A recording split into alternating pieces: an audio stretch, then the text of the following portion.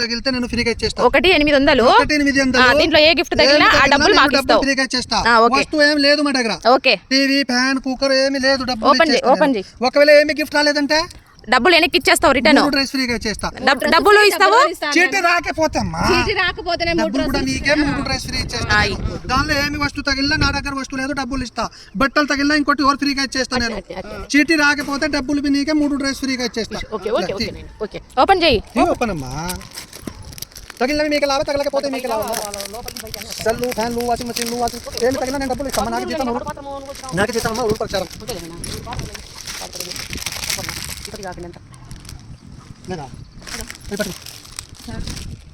ఏమొచ్చింది?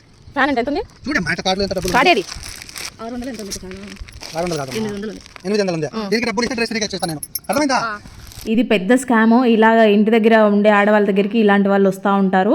మీకు గిఫ్ట్లు ఇస్తాం అయ్యి అని చెప్పి మన దగ్గర నుంచి కంపల్సరీ డబ్బులు ఇప్పించుకుంటారు. ఆ డబ్బులు ఫస్ట్ ఇస్తే మీకు గిఫ్ట్లు ఇస్తాము, గిఫ్ట్ బదులు డబ్బులు ఇస్తామంటారు. ఎందుకంటే మనది ఒరిజినల్ డబ్బు, వాళ్ళ దగ్గర ఉండే కరెన్సీ ఫేక్ అనమాట. అది నాకు చూడగానే డౌట్ వచ్చి మా కరెన్సీ మాకే ఇచ్చేయమని చెప్పాను. వాడు వేరే తీసి ఇవ్వబోయాడు అనమాట. ఇలా అస్సలు నమ్మకండి, మోసపోకండి.